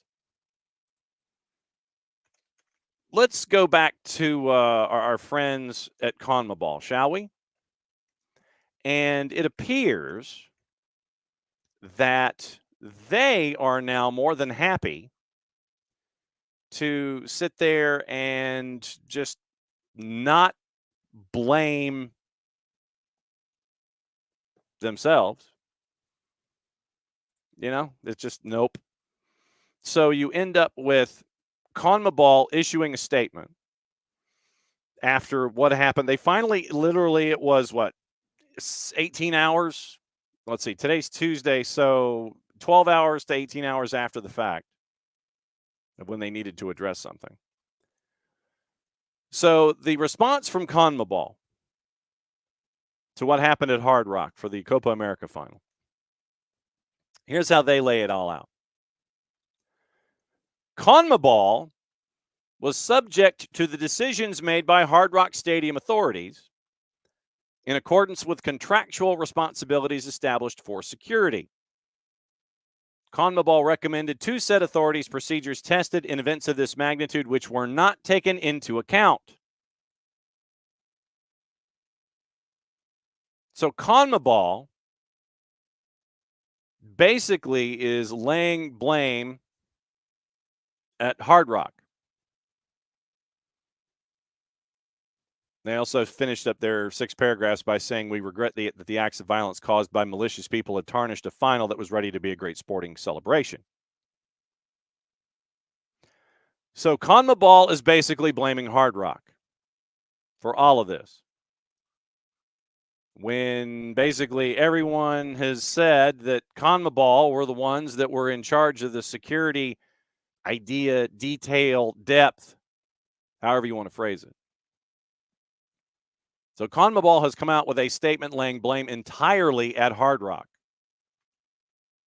And that CONMEBOL, even though apparently they had 100% autonomy over the logistics and figuring out, yeah, we want this, we want this, we want this, they're now throwing blame at Hard Rock. Remember what we said yesterday about the conversations that we thought Stephen Ross would be having with CONMEBOL? When the show started yesterday morning at 9:06. Forgot we were on Turner time for a second. At 9:06 yesterday morning, what do you think the conversations were like with Stephen Ross and CONMEBOL? And then CONMEBOL puts out that statement, and Stephen Ross calls them back and goes, bruh, what in the wide world of sports are you thinking? Legitimately, what is going on in your brain? I don't know if it was that, how do we phrase it? That G-rated. I imagine that Stephen Ross picked up the phone, called CONMEBOL after the initial 901 conversation. Hey, look at this. What are you going to do about it? Then CONMEBOL decides to go to Hard Rock and go, no, it's them. CONMEBOL saying, nah, it was on them. What do you want to bet the conversations were like after that second phone call? It's like, Stephen Ross on line 1, sir. Stephen Ross on line 1. Oh, tell him I'm in a meeting.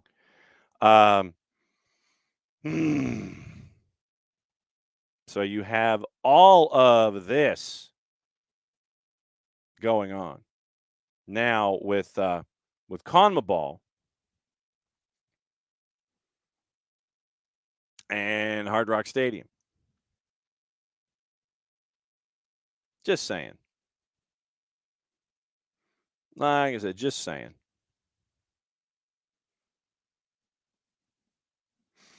You want to talk about frustration and stupidity? That's it. That is a shining example of it right there. Shining example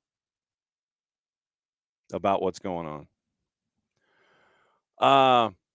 Yeah, so there's that this morning. In addition to everything that we were discussing involving Gareth Southgate and our friends at our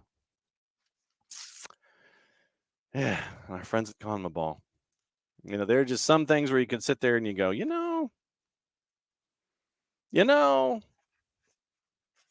and not to be outdone. One of the heads of the Colombian Football Federation, and let me spell it correctly here, Ramon Jesurun, according to our friends at Reuters,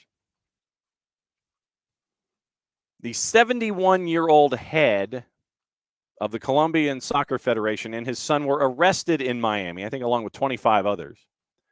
And there is video out there. Accused of fighting security guards after the Copa America final. Videos on social media once again showed security scuffling with fans, trying to breach the gates.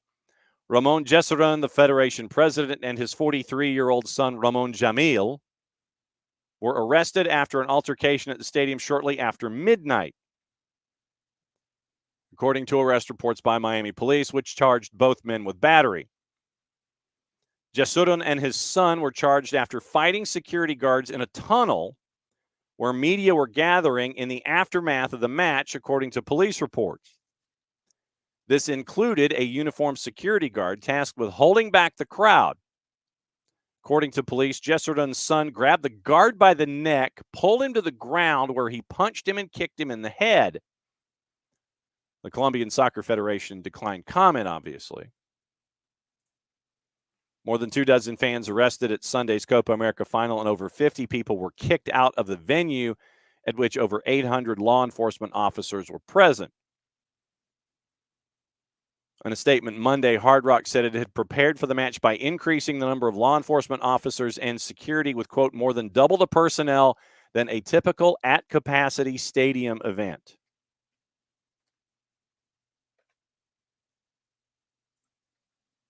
After gates were closed and reopened, the venue said, quote, fans continued to engage in illegal conduct, fighting police officers, breaking down walls and barricades, vandalizing the stadium, causing significant damage to property.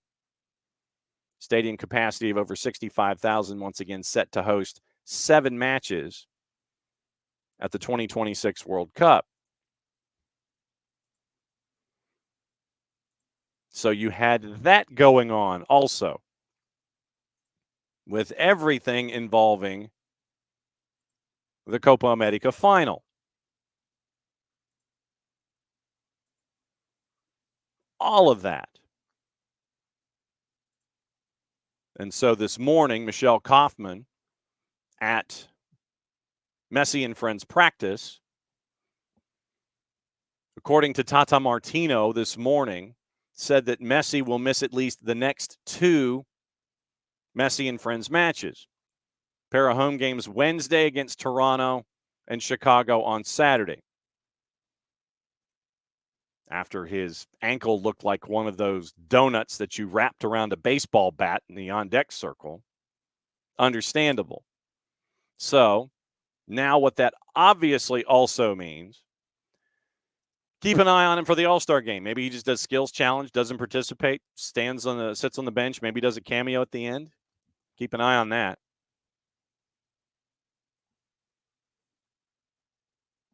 Tata said, Leo's ankle is, well, you all saw the images. Yeah, we did.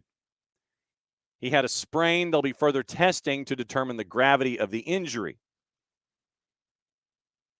According to Kaufman, when Tata was asked if he thought it was a serious long-term injury, Tata said, quote, no, I don't want to speculate further, but he had a sprain. He has to have more tests and wait for the results. Our kinesiologist is the same one used by the Argentine national team. Always very cautious in his diagnoses until all the testing is done. So, Messi out for the next 2. He had a groin strain earlier in the tournament, missed the group stage match against Peru. Tata was also asked to evaluate how the Argentine national team coaching staff managed Messi's injuries. Quote, then quote, and got edited. Luis Suarez is available after playing for Uruguay in the Copa. He returned to training on Monday. Benja Kremoski is in France with the U.S. national team for the Paris Olympics, going to miss the next few Miami matches. Diego Gomez traveling to the Olympics for Paraguay, so he'll be available for the match against Toronto. Messi and Friends playing at home for the first time since June 19th, so basically a month almost, after being on the road for Nashville, Charlotte, and Cincy. And now they're in second place in the Eastern Conference. So no Messi for the next 2 matches. So it's just going to end up being and Friends when it comes to what we're seeing. And Tom, to your point, doubling obviously wasn't enough, but probably not the root of the problem. True. I think it's safe to say that the root of the issue, once again, was who was in control. And according to CONMEBOL, it was Hard Rock. According to practically every other reporter that was there, it was CONMEBOL. But CONMEBOL passes the buck over here, says it's the stadium. CONMEBOL in charge of everything. And we've had conversations here with folks in our Twitch pitch where when it came to that first match, it was divulged that CONMEBOL wasn't interested in, any kind of conversations. It's just going to be what we do. We're not going to consult. Here's our thing. Guarantee you for the Club World Cup and for the World Cup in 25 and 26, the perimeter that is going to be around these venues will be FIFA controlled. And you're probably going to end up with what? 2 or 3 separate security rings that you've got to pass through to get into these events? Just guessing. You work your way through it. You go through round number 1. Here comes round number 2. And round number 2 begets round number 3, and you might be in the building by that point. Clear bag policy. You got to make sure that your QR codes work. All of that stuff. So you've got all of that to keep an eye on going forward. All of that. Very, very interesting stuff going forward for how venues handle security, especially with what happened at the tail end of the tournament for the Copa America A in Charlotte, with the seating arrangement that was there for that match. And then what happened in Miami. Ask anybody outside of one particular organization who was supposed to be responsible for it all, they're all going to be pointing in one direction. That individual that they're all pointing at everybody else. So it's like the Spider-Man gif that we see where Spidey's pointing at himself, although it's not quite as effective. That will be the fun part of all of this. How many folks from the non-CONMEBOL side will come forward and sit there and say, no, that was not how this went. That was not how this went. So we'll see what the ideas are. Yes, absolutely true. Wiley, great reference. The family circus with the invisible not me characters. Who broke that? Not me. You're pointing off to the side. Absolutely true. And from our friends at Agence France Presse, to add to stupidity down here, which there seems to be a lot. It's like we've gone through the weekend of all of the tournaments and everything, and now we're back into the swing of things for the week. Episode 3, stupidity down here. The French Football Federation plans to complain to FIFA about racist chants from members of Argentina's Copa America winning team. Chants were heard during a live video posted on social media by Chelsea and Argentina midfielder Enzo Fernandez from the team bus in the wake of the Copa victory over Colombia. Some players, including Fernandez, sing a chant that dates back to the 2022 World Cup final that Argentina won against France that targets France's star striker Kylian Mbappe and includes homophobic insults. A source close to the Triple F told AFP on Tuesday that the French body plans to write to the Argentinian Football Federation and refer to the matter to FIFA. 2 years ago, the Triple F also filed a complaint against racist comments on social media. Mbappe was unveiled as the new Real Madrid signing at a packed stadium. So he is now officially official when it comes to being the man, capital T, capital M. But yes, Wiley, fantastic reference. The invisible, who is it? What's what's the family in Family Circus? I can't remember the young kid's name that always was the one that was pointing at the invisibles. I can't remember. Wiley, help me out. So who was the youngest son that would always point at the invisible person that would cause the problems? Because I can't remember. It's been so long since I've seen Family Circus as a cartoon. I can't remember the family name.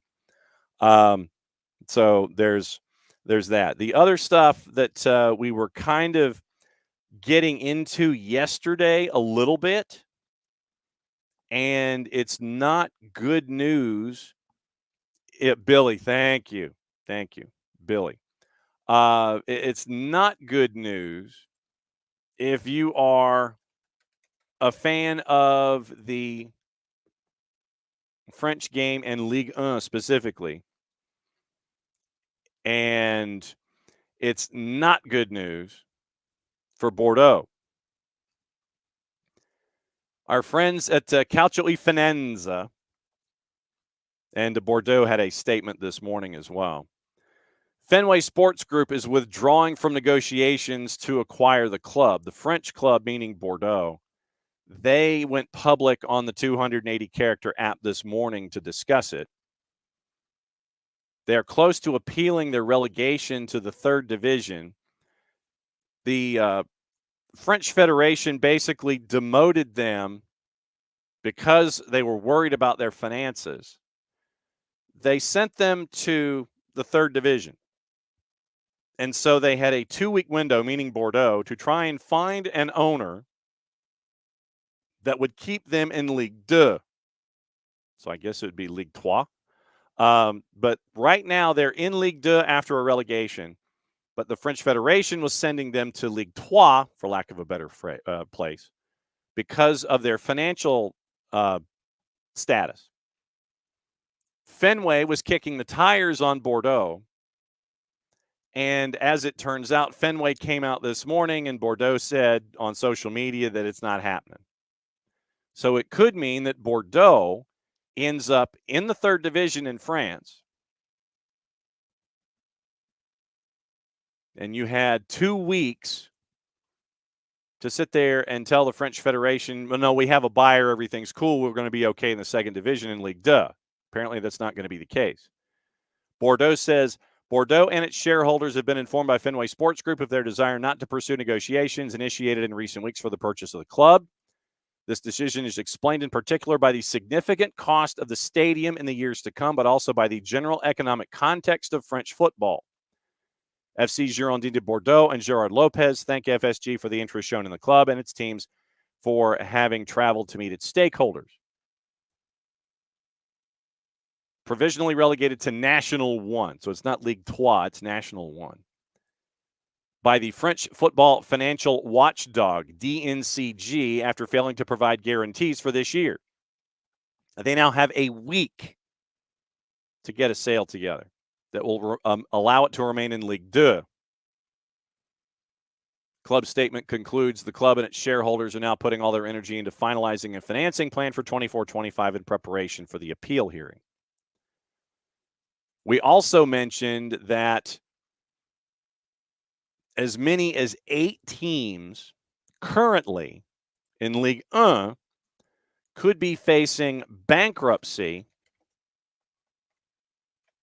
if there was no TV deal. And it appears that there might be a TV deal in place that will help things out for the league and those teams. 8 teams could be in serious trouble if you don't have a TV deal. And the LFP could be in serious trouble. Once again, we always mention how if you have more than one reporter on a story, it's bad news. Burroughs and Slater at The Athletic saying that sources are telling them it's a national scandal. Failure to sell domestic broadcast rights to Ligue 1, which starts in just over a month. Many clubs who rely on broadcast revenue to stay afloat, fearing for their futures. Some have struggled to gain access to bank lending because of the situation. Transfer market plans have been put on hold. Jean-Michel Roussier, president of Le Havre. It's worrying. He says, we are sure of nothing. We must hope for a miracle. And it looks like, according to Sports Pro Media, DAZN and beIN is going to have a deal less than the previous contract with Amazon and Canal Plus. From Steve McCaskill, $500 million a year until 2029. Details of the 5-year deal still to be finalized according to AFP, but Ligue 1 clubs have broadly agreed to the proposal in principle. DAZN broadcasting 8 matches per round, beIN showing the remaining in a primetime slot. Contract also purportedly includes an exit clause for DAZN and the LFP in 2027. When combined with the €40 million beIN is paying for Ligue 2 and the $160 million the LFP is going to get for overseas rights, French clubs are going to share €700 million for the next 2 years. Significantly less than the stated target of at least €1 billion that they set last year. How bad was it? The governing body scrapped a formal auction last October after getting a satisfactory bid and have been negotiating with potential partners ever since. Value of the deal is also lower than LFP's previous arrangements for Ligue 1. Amazon paid $300 million US a year. Canal Plus a sub-licensing deal with beIN for $360. beIN held international rights at $76.4. Amazon's cut price deal was the result of the collapse of the previous agreement with MediaPro. If there had not been a deal, the LFP had been prepared to launch a direct-to-consumer streaming service. You might be able to get 2 million subscribers, according to Sports Pro Media. But you're now getting a television contract that is 30% less in revenue than what you had previously. And DAZN could be out after 2 years. Tom's like, hey, if one rich dude or dudette wants to have a fun pet project and funds everything themselves, then by all means, go for it. And Shooter, once we were mentioning Fenway Sports Group, Shooter, welcome back, Shooter. By the way, good to see you in the Twitch pitch. Not happy with John Henry. Not happy with Fenway Sports Group.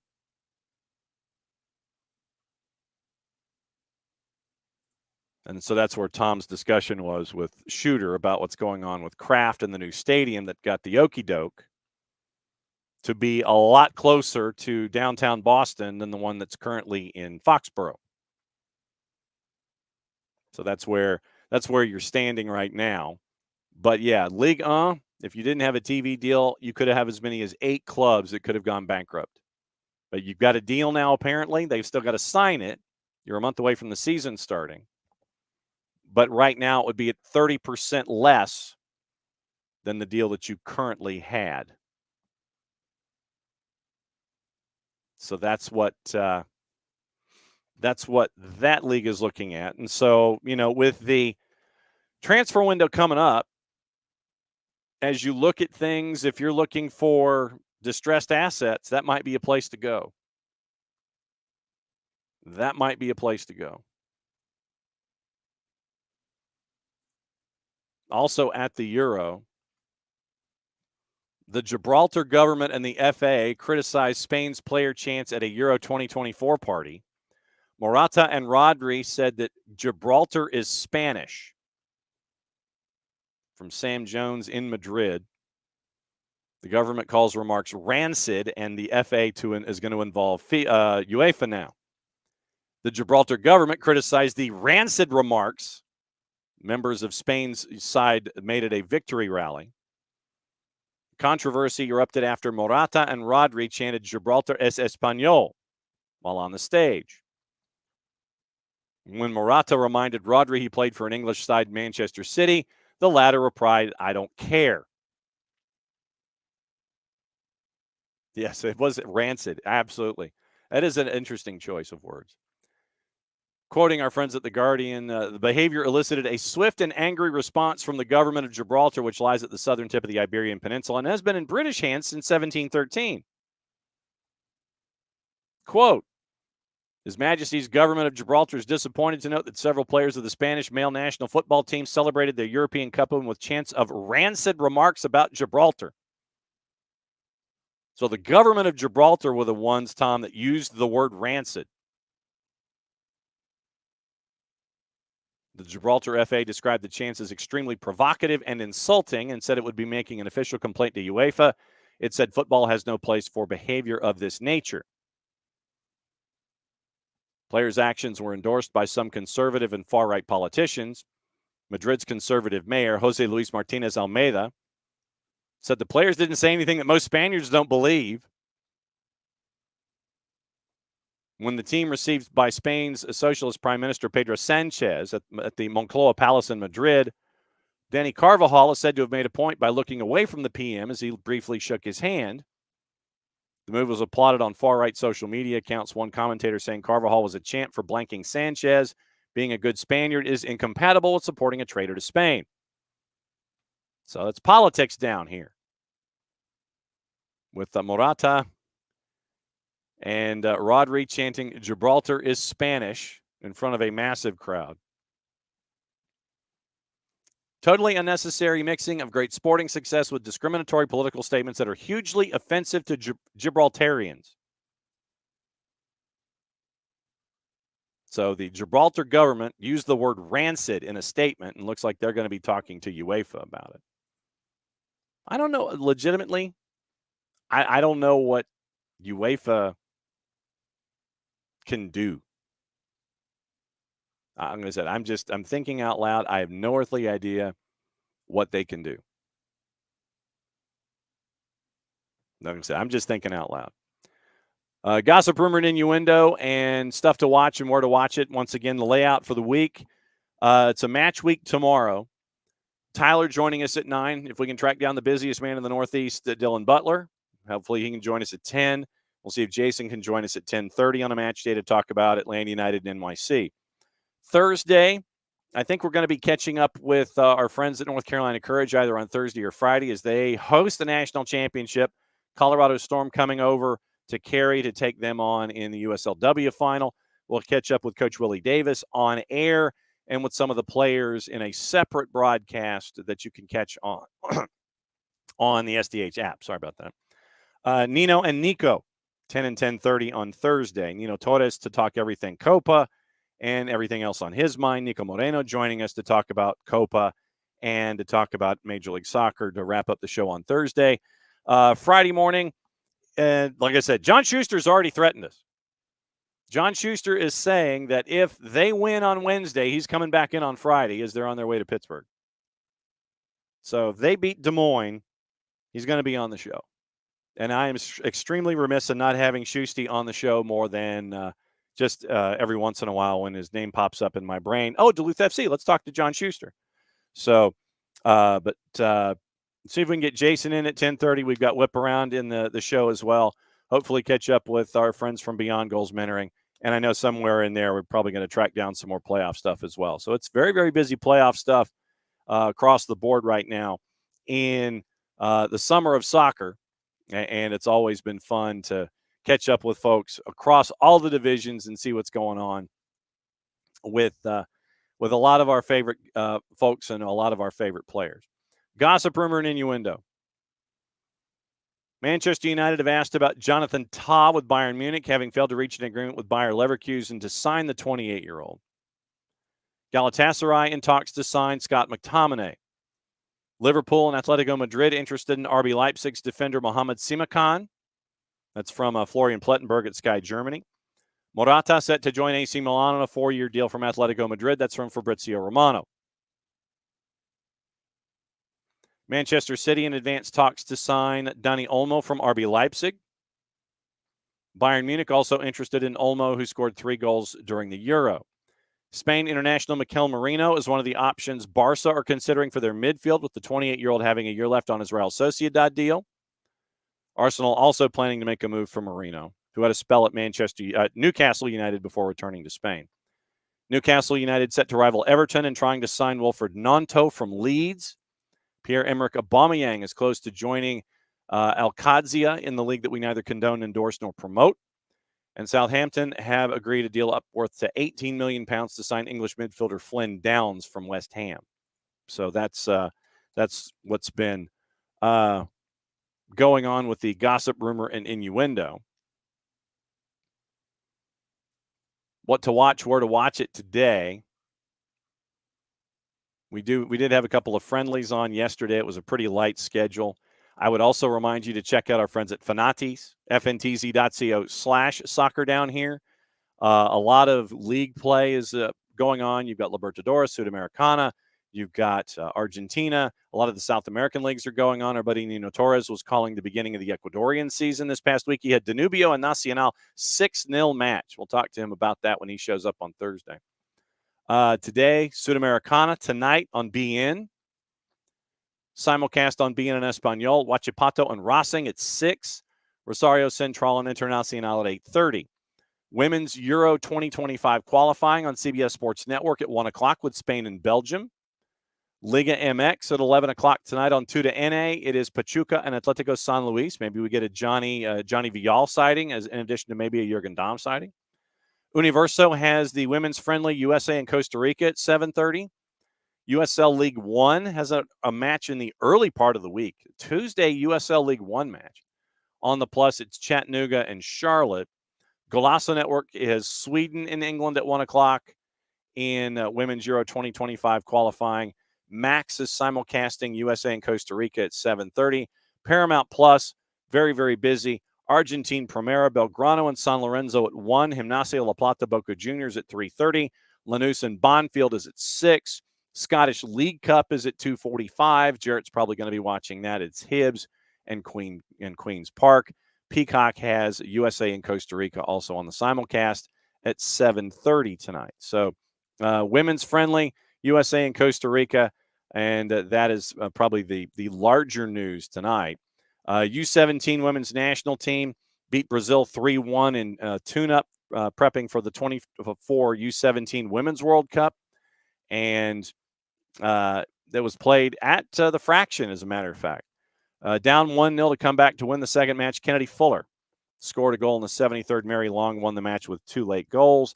Played to a 1-1 tie in the first of the U20s friendlies in Athens. Pietra Tordine from Princeton scored the U.S. goal on the U20 side. So it's been very, very busy time here with national teams and getting reps here in the state of Georgia. Get used to it. There's going to be a lot more action going on when it comes to the younger squads, the youth national teams, and seeing what it's going to line up to look like. Very, very cool stuff to have action in Athens, action in Kennesaw, dealing with youth national teams as they do their friendlies and get ready for their competition. So obviously, very, very cool stuff there as well. Checking the wires and seeing if there's anything else that was missed before we get out of here on a Tuesday. And once again, thanks to Carlos Rubio, the head coach at Hickory FC. Thanks to Brett Teach, the head coach at Columbus United, as they get ready to play each other tomorrow at Hickory in the NPSL playoffs. And as always, it's great to catch up with our buddy John Schuster at Schusty 2010 on the 280 character app, part owner in Duluth FC, and all around good dude. It's when you have curling down here, it's always very, very it's cool to talk to Schusty about stuff. Yeah, Tom, what are you going to do? You're going to send Spain a stern letter? Yeah, basically, don't you do that. Don't you have your players say that. UEFA wags an index finger at them. Eric Giggle, we're all over the place. And welcome, by the way. Eric Giggle is this MLS stuff. It is at times. We go all over the board. Lower divisions, MLS, NWSL, national team stuff, international competitions. We're here every morning, 9:05 to 11:05 Eastern time in the United States. So, Eric Giggle, welcome to what's going on. And we'll see. Eric Giggle, don't be a stranger. Emilio's like, unless we add players, meaning Atlanta United, not much to talk about as far as the game itself. I would disagree. but you are also one match away from adding Pedro Amador to the left-hand side. So I don't know how many minutes you would end up with Amador on Saturday against Columbus. Probably a cameo, probably a second half, maybe get 30 minutes in just before the All-Star break, just to kind of get the engine turned over and see how things are for Pedro Amador when it comes to Major League Soccer. And so the acquisition for Atlanta United, remember, Thursday is the opening of the transfer window. It's going to be crazy. Just figured I would tell you that right now. It's going to be crazy in general. Intriguing for Atlanta United on a bunch of different levels. But it's going to be crazy on a lot of different levels. Intriguing, crazy, choice to all the above. So it's going to be very, very interesting to see. The secondary transfer window opens up on Thursday after the match against NYC at Atlanta United and Mercedes-Benz Stadium on Wednesday. And so that gets us through yet another go-around of soccer down here. Once again, thanks to all of our guests from Hickory FC, Carlos Rubio, Columbus United, Brett Teach, Duluth FC, John Schuster, gold medal winning curler, bronze medalist as well, all-around good dude, and part of the brain trust at Duluth FC as they travel to Des Moines in the NPSL playoffs. That's how curling and soccer unite here on SDH. We'll be back at it again tomorrow morning at 9:05, back in a little less than 22. Get you ready for Atlanta United NYC. The rest of the midweek, probably a midweek whip around in there in hour number 2 someplace. And we'll let you know what's on everybody's mind and your mind as well as we get ready for playoffs in lower divisions, Atlanta United and Major League Soccer in a double match week. Set your fantasy teams appropriately, and we'll discuss it again tomorrow. So for everybody here at SDH, I'm just John. Thanks for dropping by for another go-round of soccer down here. Back at it in a little less than 22, and so that means that I've got to find the closing billboard and whistle us to a close. Mucha platiel, play it safe, and be back at it tomorrow.